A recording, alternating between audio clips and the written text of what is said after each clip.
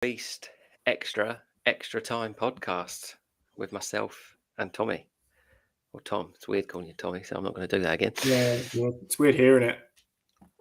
Other people do it, but when other people, it's weird because when other people then call me Tom, it feels weird. Well, what are you calling me Tom for? Yeah, for family and friends. Sounds very odd. So I won't be doing that again.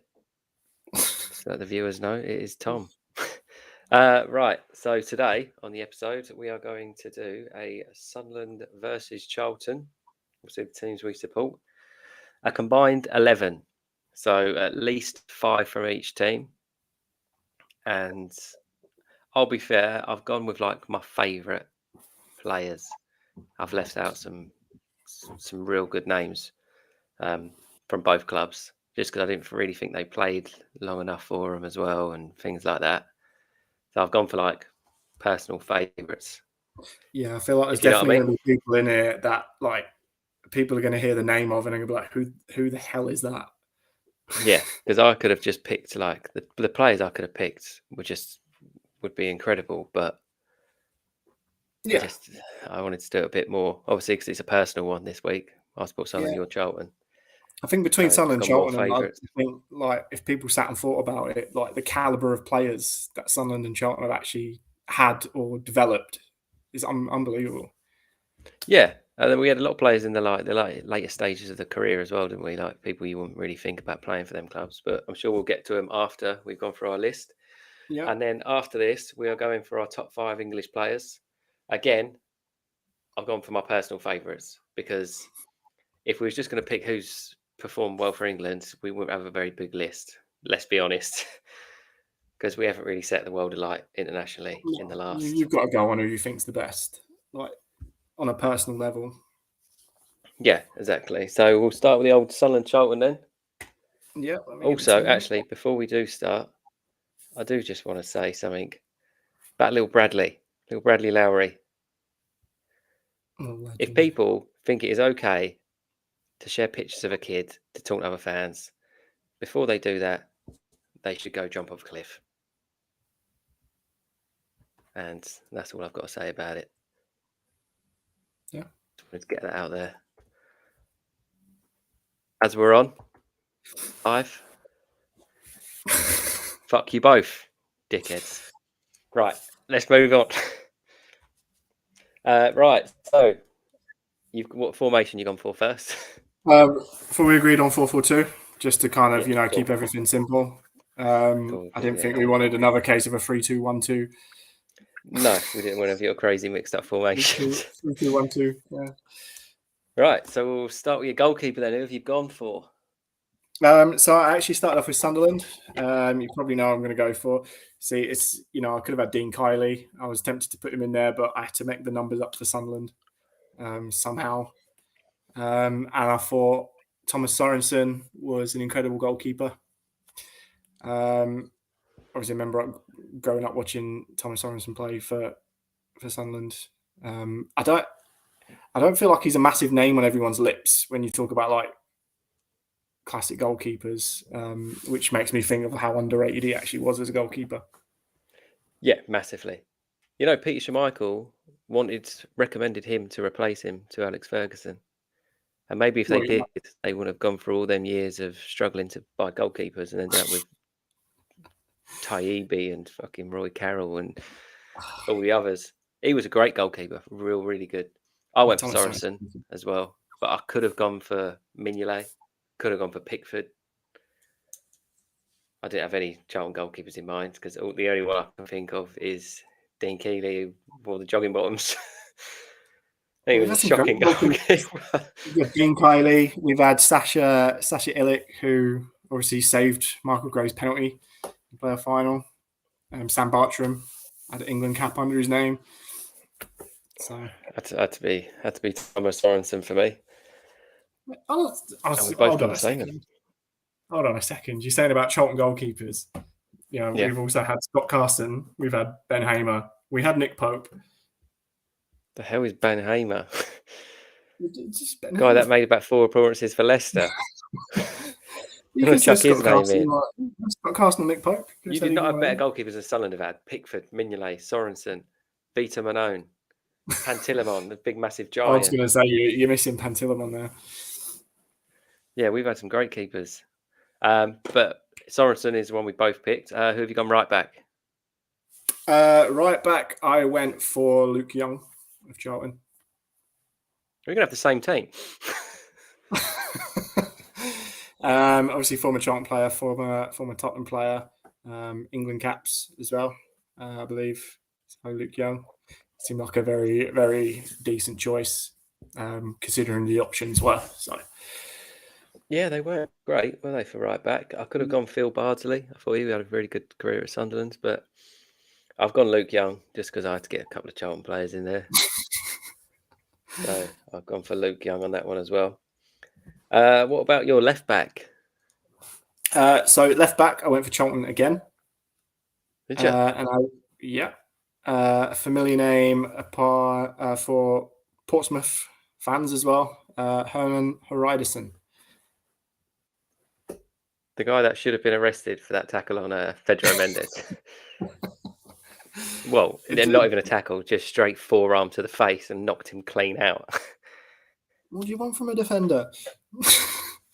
Nah, like he's a great defender, Hreidarsson. What about you? So you picked him over Marcus Alonso? To be fair, I didn't think of Alonso. But yeah, I picked him over Michael Gray. I haven't gone for Marcus Alonso or Michael Gray. I've gone for Julio Walker. No, Julio Walker. The best left back to play for any of them clubs. Absolute talent. And when I was a kid, I used to have the little Argentina glasses with his name on it they used to wear to the games. Big hero of mine growing up. And still has scored the best goal I've ever seen live at a game. Against Bradford. Yeah. Picked it up from like the edge of his own box. Just ran the whole length of the field and then dinked the keeper from the edge of their box. It was a good goal. I remember being there just behind the goal. Yeah. Great goal. Who are your two centre-backs then? You got one of each or have you gone for two Charlton? Or? I've actually gone for two Charlton. I've actually just realised I've got a whole Charlton defence. Oh, shit. So, Charlton... Wait, hold on. So, firstly, I went for the legend that is Chris Powell. Yeah, I can get behind that one. Former England player. Just absolute everything you need from a defender. Obviously, he never really, went so far as to playing for, United or Chelsea or anything like that. But what a defender Chris Powell was. Few England caps to his name as well, wasn't he? Yeah, England caps. And obviously, he was a legend that got Charlton promoted. I know not as a player, as a manager, but great player. Nothing but respect for that guy. Do you want me to say my other one now, or do you want to go? Yeah. Might as well do your other one. So this one was a bit of a toss-up. Like I know between Sunderland and Charlton, we've actually had some great centre-backs. But I actually wanted to just kind of throw a bit of young blood in there. And kind of just dedicate this one to Charlton's academy, which has produced some great talents. I know he's going for. Wow. No? I know. I've actually gone for Xtra Konsa.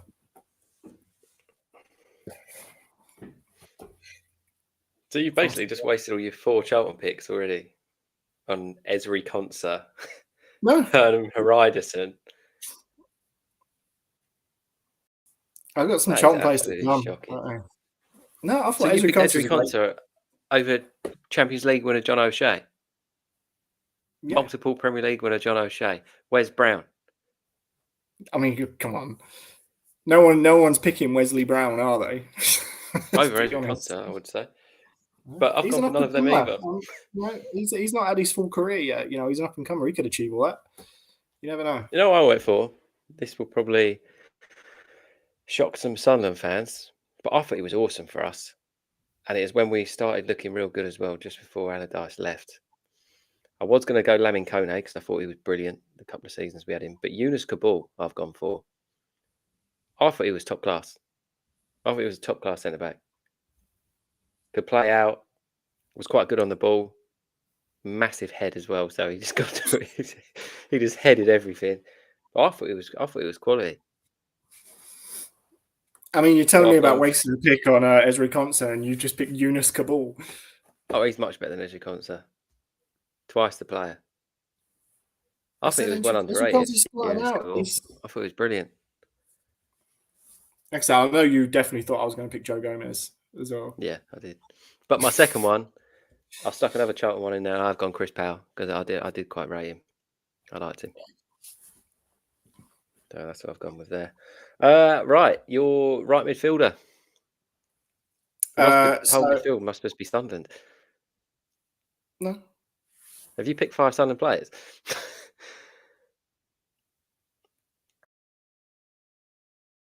Yes. Oh, fair enough. Right, go on then. Who's your right mid? So my right mid is Dennis Rommedahl for Charlton. What a player that guy was. Like, obviously he was at Charlton in 2004, I want to say. So not long before we actually got relegated. It was probably our last good season that we actually had. And he was one of the star players in that season. Just an absolute talent of a player, Dennis Rommedahl. Snap. You got him. I was a big fan. Yeah, I was a big fan. Yeah, big fan. I thought he could have gone on to bigger and better things. I thought he was going to get quite a big move. I don't know where he went after you. Did he go back abroad? I don't actually know where he moved on. I don't actually know where he moved on to. Just got a comment from Andrew Hughes saying, Tom, is this just the Charlton 11? I just picked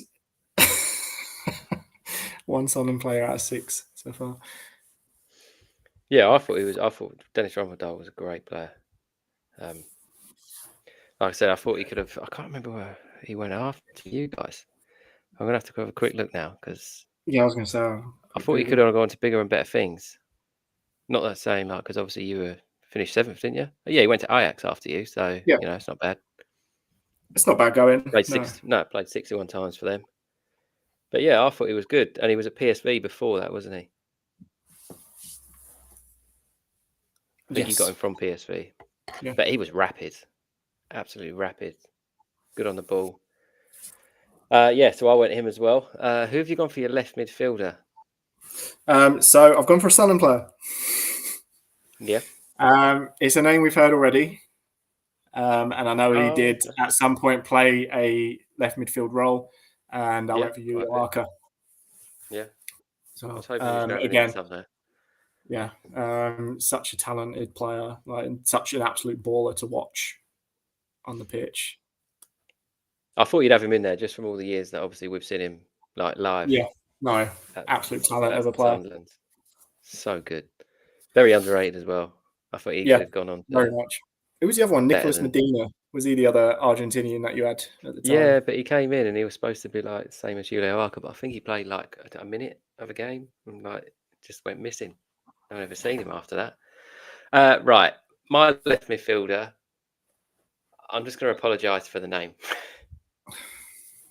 But I don't care. Because I know exactly who you're going for. Because he was probably the best player we've had at the club. He was so good. So I don't condone what he's done in his personal life and all that. And I wasn't going to put him in, but I thought if I'm going to do this properly, I think we're the best players. It's Adam Johnson. He was a great player. Yeah. Again, I don't. No one condones what he does. If you do, you probably spent some time with him somewhere. But yeah, what an absolute player he was. I think when he was still, wasn't he on bail or he was still in question or whatnot, he came on. He played against his last ever game. I think he played against Liverpool. He came on and scored twice. Yeah, he came on and scored twice in like 30 minutes. He was so good. Like he was good. Did he score on his England debut as well? I'm sure he scored on his England debut. He was brilliant for Middlesbrough. Obviously, then went to us, was great.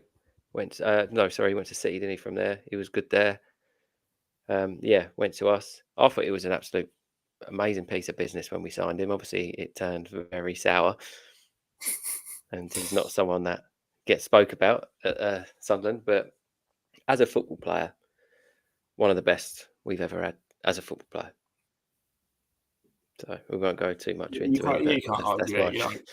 Personal decisions and actual football talent are two different things. Let's move on from him. But he's in my team. Your two centre mids. Who have you gone for? I probably got the same. I reckon. I don't know if we have. So my two centre mids, I've actually gone for my two favourite players that I've ever had for both teams. So I start off with Charlton, and I actually went for Mark Kinsella. Wow. Obviously, when I first started supporting Charlton, he was probably the first name that I actually drew to, and he was just an absolute unit of a midfielder. Like everything you want from a midfielder, Mark Kinsella had it, and he was just such a great player to watch. And again, I think he's another player that's just not spoken about enough. But obviously, as a Charlton fan and amongst other Charlton fans, just an absolute legend of the club. Fair. Who's your other one? So I went for Sunderland. I don't know if you can guess who my favourite player at Sunderland was. It's going to be an absolute unknown to probably everyone watching this podcast. But he goes by the name of Sean Thornton. Former Sunderland player. Also spent time at Doncaster Rovers and Leyton Orient, I think, after Sunderland. Yeah. But I think with Sean Thornton, his problem was the Gaza effect. He was a pisshead. Yeah, he was a pisshead. He didn't turn up to training, and things like that. But from actual talent perspective, like probably one of the most talented people I've ever seen in a Sunderland shirt, or in any shirt. But obviously because the reputation he had, he just never got out there. And I think specifically his goal against Chelsea. If any of you are watching, just type Sean Thornton versus Chelsea, and he just kind of just took it on the chest and just smashed it. Just brilliant player. He's one of my most annoying players because he had unbelievable amounts of talent. Like anyone listening or anyone that's going to watch this will probably have no idea who he is. That guy had absolute insane amount of talent. Like what he done with the football was just ridiculous. But yeah, he was a massive pisshead. I think he just loved the party. Probably the gear. Yeah, didn't bother going to training.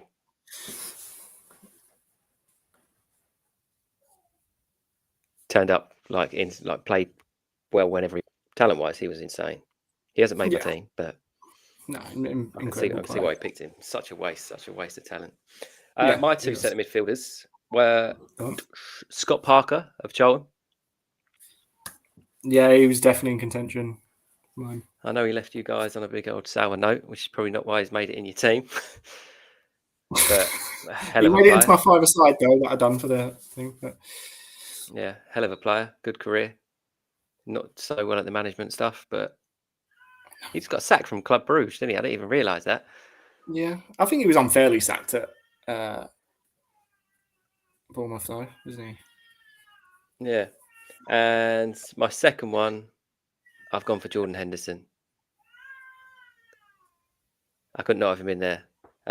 There's so many centre midfielders I could pick. I'll quickly go through a list of players that I've left out after. But the guy's won everything in the game. Apart from internationally, Champions League, Premier League, FA Cups, League Cups. But I know not at Sunderland, but he was also great for us. And he's gone on to have an amazing career. And he still goes to the Sunderland games, I believe, when he can get a chance. So he's still one of us. So he's had to go in. Your two strikers. I've cheated a little bit on this, but you'll understand when I say my names. I think I have. I don't know, because this is one of the Sunderland players. So my two strikers are two Sunderland players. As soon as I say one of them's played for Sunderland and Charlton, you'll know. Well, that could be two, because I was thinking about this. Oh yeah, actually, yeah. I just realised who you might be talking about.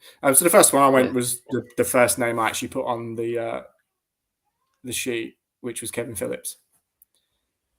Yep.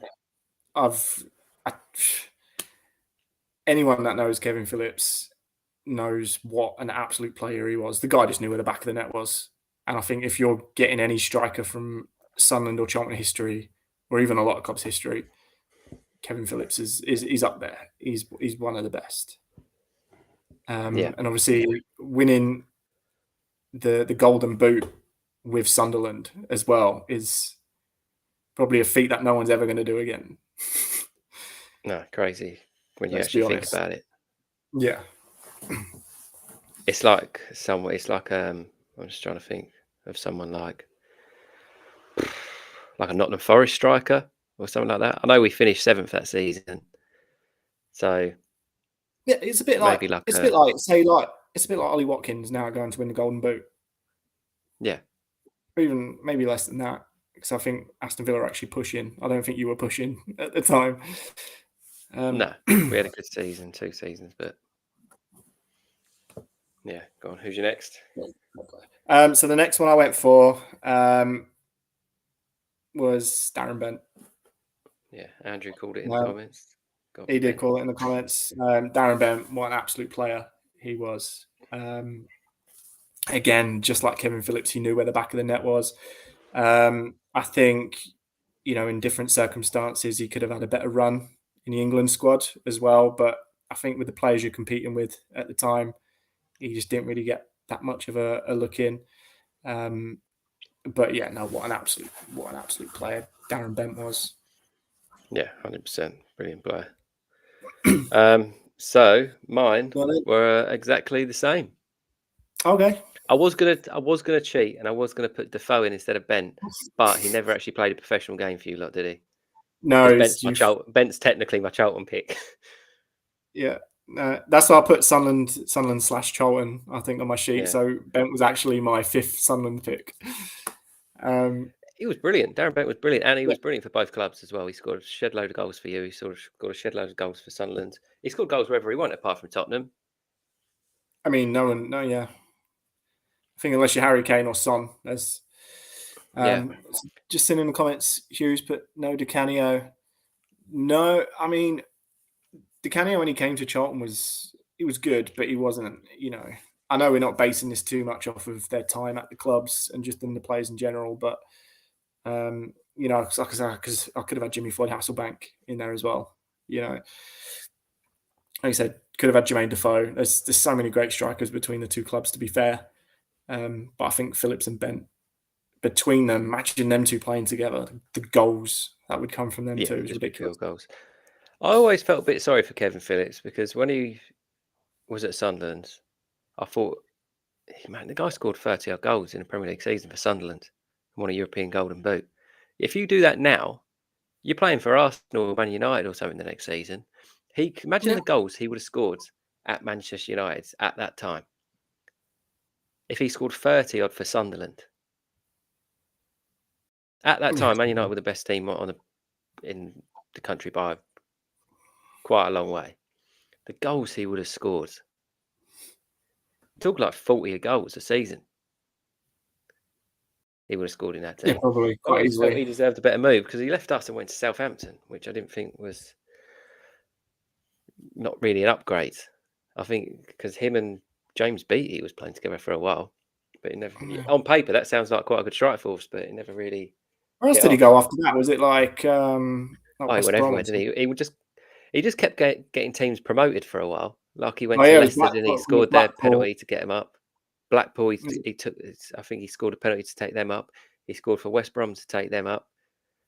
I think so. All the teams that couldn't quite make it up to the Championship just bought Kevin Phillips, and he just scored him a load of goals. But that is one of the signings of football. 200k, I think. I don't even think it was that. I'm not 100% sure on the fee, but it was ridiculously low. He was brilliant. So I just want to quickly run through some players I've missed out, and I want to go into the no Di Canio thing. I thought about Canio as well, but I don't think he played for Charlton enough. I could, like the Sunderland players I left out, I could have had a strike force of Cole and York. Both played for Sunderland, but they didn't really do it for Sunderland, if you know what I mean. They was old. I could have had Claudio Reyna, Jason McAteer. Yeah, I did think Jason McAteer, to be fair. Sessegnon I wanted to put in there, but I couldn't. Yann Villa, couldn't put him in there. O'Shea, Wes Brown, Marcos Alonso. I could have had Alex Song in the middle. Yeah. You know, now I could have had Conor Gallagher. Could have had Nick Pope, Ian Martson, who's currently at Chelsea as well. I could have had Dibril Cisse up top. I was tempted to put Patrick Bauer in there just for his heroics. To be fair, before I put Bent in, I actually had a Charlton player before I realised I needed another Sunderland one, and I actually had Clyde Mendonca in there. Sunderland fan scores hat-trick in the playoffs against Sunderland. Yeah, Bunk's a dickhead. Didn't his family not talk to him for like a month or something after that? Because they're all Sunderland fans, aren't they? Yeah, his whole family was Sunderland fans. I think he was a Sunderland fan. Yeah, they didn't talk to him for like a month. That's just the epitome of doing your job, that, isn't it? Like, you're against your team that you support in a playoff final. You could easily scuff that, but the guy went and just absolutely annihilated you. I know they're paying his wages, but I don't think I could do it. What? So you go up against Sunderland in a playoff final and you just absolutely. It's like his career. They're paying him. He could be playing in the Premier League and he could be a hero. I don't think I could do it. The thing is, he didn't do anything really after Charlton. I think he went on to be like, I think he's like a car salesman or something like that now. Like, yeah, something like that. Like in Sunderland, I'm sure he is. He's scoring a hat trick at Wembley in probably the greatest player final of all time, and then being a car salesman a few years later. To me, I think, like I say, I'm pretty sure it's in Sunderland as well. So imagine walking around Sunderland like as the guy that just destroyed you in the playoffs. Yeah, well, we went up the next season with record Premier League points, so Championship points, so worked out in the end. Yeah, can't argue with that. Right, on to our top 5 English players. So before we do this, I just want to say, if you disagree, 1, I don't really care, but 2, these aren't who I think are the greatest players that played for England. They are my personal favourite players who I've watched the most as well. So don't expect Bobby Moore to be in there because he's won a World Cup 40 years ago. Yeah. Because I'm not that old. I may look it, but I'm not. No, like we said like a couple of times, it's like when you talk about like the best players in the world, there's only so much opinion you can have really on the older players because you never saw them play. Yeah, exactly. Let's jump straight into it then. Who is your 5th? Okay, my 5th. Oh, Andrew said it was actually 60 years ago. My bad. I'm definitely not 60. Don't tell me you're still singing 40 Years of Hurt. I don't know. What was it when it came out? I think it was like 30 Years of Hurt. Yeah, I'm sure it was 30 Years of Hurt. Yeah, because when it for the 96, wasn't it? Yeah, it's for Euro 96, wasn't it? I'm sure it was. Yeah, I'm still singing that. So in my head, it's only 30 years ago. Right, go on in. Top 5. Okay, so who's your top 5th? 5 players.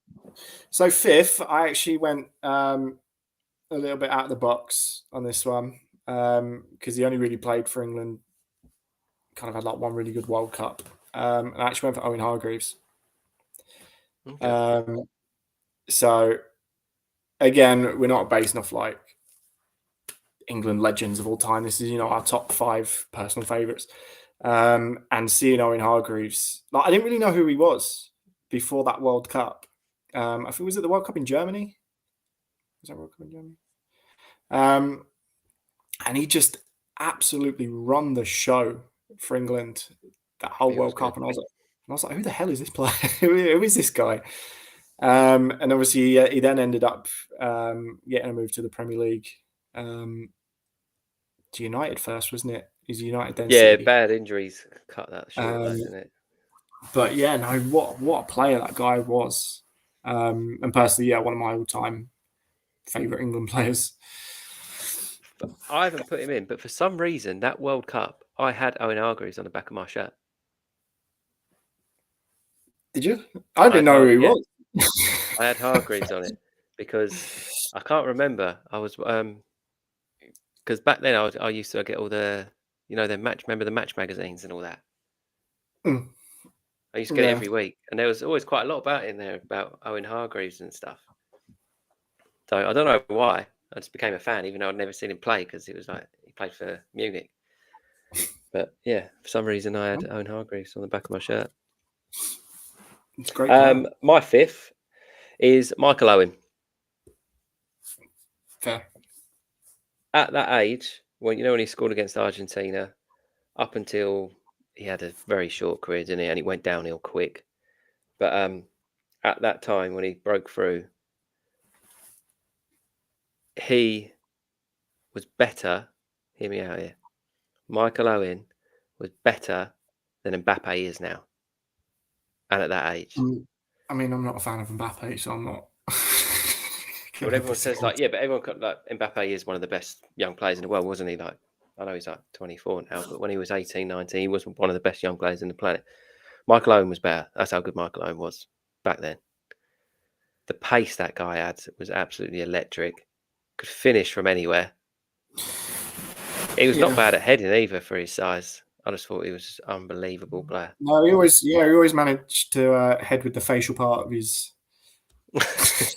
Commentated, not so much, but the greatest commentator in sports history, Michael Owen. What a player, though. Yeah. Who's your fourth? So my fourth is probably going to rank a lot higher on your list. But my fourth, I went for David Beckham. Are many words really necessary to talk about David Beckham? I know a lot of people do come out and say, he's overrated. Watch him play. He was never overrated. The guy could ping a ball, still probably could ping a ball better than anyone on the planet. And that guy was England, wasn't he? For that time, that generation. You think England, you think David Beckham. He can't not be in the list. He can't. Yeah, he's higher on my list. My fourth, Ashley Cole. I couldn't have this list of 5 players without having one of the best left backs of all time in it. Because there's not many English players that you could go, they are one of the best ever in that position.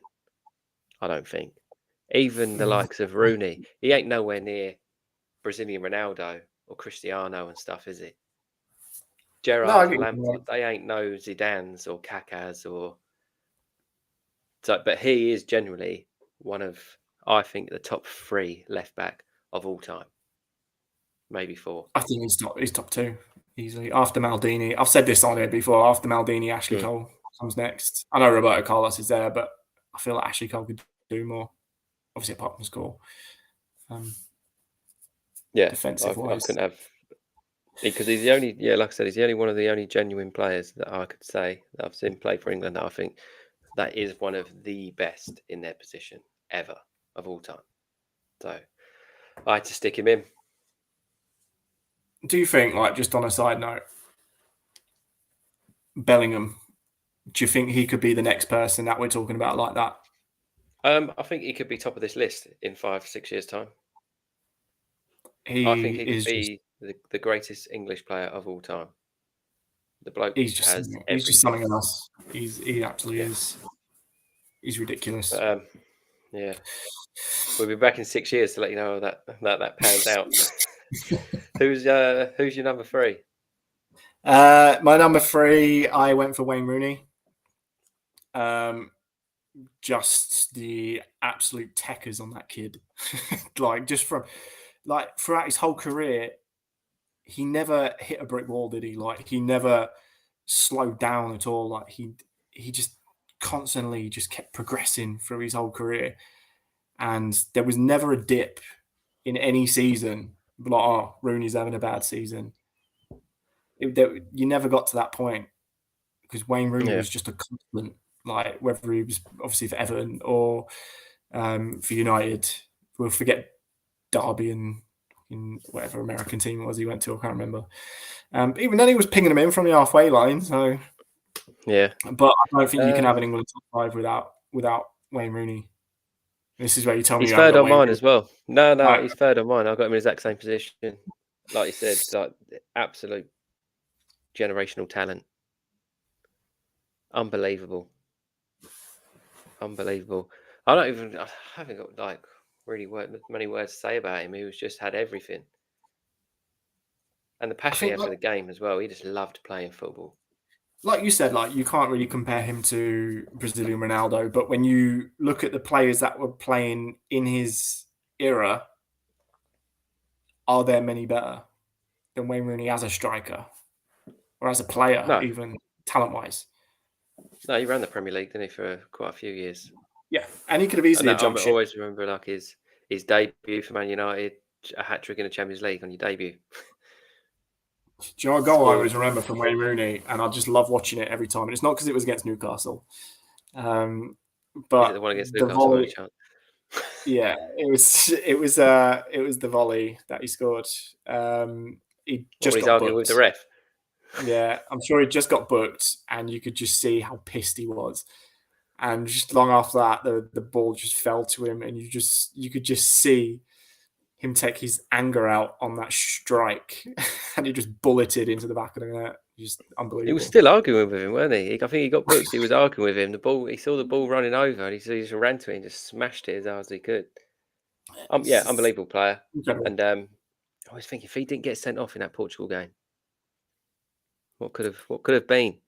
Yeah, I think that's the disappointing thing about Rooney. Never had a good international tournament, did he? No. It took him a while to get his first World Cup goal, didn't it? It took him a few. Yeah, but like you said, who has had good World Cup tournaments for England? You can't count too many, but yeah, he was a bit of a letdown at World Cups and like the big competitions. But he probably would have been higher if he'd done all right there. Who's your second then? So my second, I've gone for Frank the Tank. He was the first name I ever had on the back of my England shirt as Lampard number 8. I know you get a lot of people now that say, when they were down the park, they used to shout Gerrard or Shearer. I was just like, I think every time I struck the ball, I was shouting that.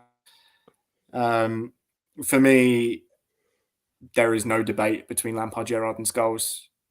When Lampard is amongst them 3, he tops that list every single time. I don't understand how anyone could say otherwise. The fact that a midfielder is in the top 5 Premier League goal scorers of all time is insane. Is he? I'm sure he's in the top 5. I don't think he's in the top 5. I'm sure he was top 5, unless it's changed since. But even he's so, he's Chelsea's top goal scorer. He's Chelsea's top goal scorer. Yeah, he's one of the Premier League top goal scorers. Yeah, he's up there. I'll have to have a. Yeah, he might have moved out of it now. But even so, even if he's in the top 10, it's ridiculous. Absolutely ridiculous. And people, obviously, they say about Gerrard being, he's close. He's 6th. They say about Gerrard being a match winner, getting these important goals. How many important goals did Lampard score in his career? Yeah. Fucking loads. And that goal against Germany, it still haunts me. The goal line technology on there. I haven't got him, but a quick word on him. Do you know he scored more goals than Thierry Henry, Robbie Fowler, Jermaine Defoe, Michael Owen, Les Ferdinand, Sheringham, Van Persie, Salah. Yeah. And yet, Hasselbank, Anelka, Lukaku. The list just goes on. Ian Wright. He's still done his midfield duties. It's not like he was sat up top banging these goals. He's still done his midfield duties better than most. Mad, really. Whilst getting these goals. That's why he's always going to be better than them two, easily. Yeah. He didn't make my top 5, though. My second is Gaza. Paul Gascoigne, the most talented English footballer of all time. I don't think there's even any question that he's the most talented footballer we've ever produced. Anyone that does question it needs to get themselves on YouTube, needs to do a bit of research, have a little look, and just watch his games. An absolute genius with a football. Genius. Flawed genius, because he had many, many flaws. But an absolute genius with a football. And if he just had that same mentality as like a Cristiano Ronaldo, where he just wanted to be the best, you're talking about him as one of the best ever footballers. Not just like English. If he just had that mentality that he wanted to go out there and be the best football player in the world, didn't have his problems, we would be having a conversation of him being one of the very best to ever play the game. No doubt. Such a waste. He had a good career, to be fair. He didn't have a bad career at all. But it should have been much better. I kind of wish he went to Man United, because he nearly signed for United, but Tottenham bought his mum and dad a house. Yeah. So he would sign for them instead. So he took that. He thought, "I'll get me mum and dad a house," or whatever. Took that. And he said if he had just gone there, like when he looks back at it now, if he'd just gone to Man, Alex Ferguson wouldn't have stood for all that shit. It wouldn't have happened. I mean, but then you look at the managers he had at England. There was, at the time that Gazza was playing there, some of them were some tough managers. Yeah, but he still found his way of pissing them off. Yeah, but Man United's a different mentality, isn't it? Like back then, not too much now, but back then, there was all the players would do the same thing. They would all eat at the same time, and they would all drink the same stuff and eat the same stuff, and they wouldn't be going out getting on it every night. And it was just a different. I just wish he went there just for English football and for Gazza. If he had just gone to Man United instead at that time, we'd be talking about one of the best players to ever play football. And also, if you haven't read his book, give that a read, because that's one of the most funniest books I've ever read in my life. I'm really sad. He's had a fucking shit old life. But genius, absolute genius. I might as well move into my number one spot anyway. Why is it Gazza? My number one is Gazza. I mean, is it Gazza? We've got a top 5 list. His name's not popped up yet. I would personally judge anyone that doesn't have Gazza in their top 5 England players of all time. Like you said, like he is without a doubt England's greatest football player. Like, flaws aside, talent-wise, footballing ability, he is one of the best players to ever play the game. I'm not being biased because he's like my favourite player of all time. But I think, like I said, technical-wise, football ability, skill, he's in the top 5 players of all time. But do you reckon actually he would have been as good if he was more strict? Because what he was doing on the pitch was having fun. I don't know. What was his greatest goal? He went out and just had fun, didn't he? He went out and had fun. If he was more of a strict football player, maybe he wouldn't have. I don't know. It's different. It's different if you change a player's mentality. Yeah, would it change the way he plays? It actually makes me feel a little bit sad when I think about Gazza, because the greatest player I've ever seen, like, for England by a mile. I think when you look at things like Euro '96, that England team wouldn't have done so well if they didn't have Gazza in that time. He fucking run that team. Yeah, like absolutely run that team. And he's just easily, for me. I know there's some people out there that I disagree, but I think them people have never actually watched him play. You watched him play, you probably wouldn't disagree that Gazza is up there as one of the greatest players to ever play the game. Andrew said, imagine Gaza playing under Capello. Someone would be killed. I don't think Capello would have been able to handle him and would have probably just sent him home. Some of the stories in his book are just... I don't know what goes through. Like, he's got some... like, he's a strange fella. It's just all the time. Like I'll see like Ali McCoist will pop up with like Ali McCoist telling a Gaza story is honestly, I'd challenge anybody to listen to Ali McCoist telling a story about Gaza, and you're not smiling or not laughing. It is impossible. Because again, I love Ali McCoist as well, and them two at Rangers were like Rangers were the first team I ever liked, and it was because of Gaza and Ali McCoist. Just quickly, Ali McCoist was another one that I thought about adding in there for Sunderland, but I don't think he really played for them enough. Just add him in. But yeah, no, Gaza was honestly the greatest. I could just listen to his stories all day as well. Like some of the stuff he used to get up to. Like one of my favourites, just a quick one, is when he just... I think the ball went over, like it was at training. I can't remember what team it was, and the ball went over the fence. He was like, "I'll get it," and then just left. Came back the next morning with the ball. He was like, "Oh, I've got it." Yeah. Just went home with the ball. Like, he was at Middlesbrough. He took the coach. He took the player's coach for a spin. Yeah, didn't he take an ostrich? Drove a car into a golf course pond because they couldn't. Didn't he take an ostrich? He took an ostrich to training, didn't he? Yeah. At one point, it was the Ali McCoist ones where he says he phoned him up, and all of a sudden it was like, "Do you like fireworks or whatever?" It just directed all of these fireworks towards Ali McCoist's house. That was just like across the road from his.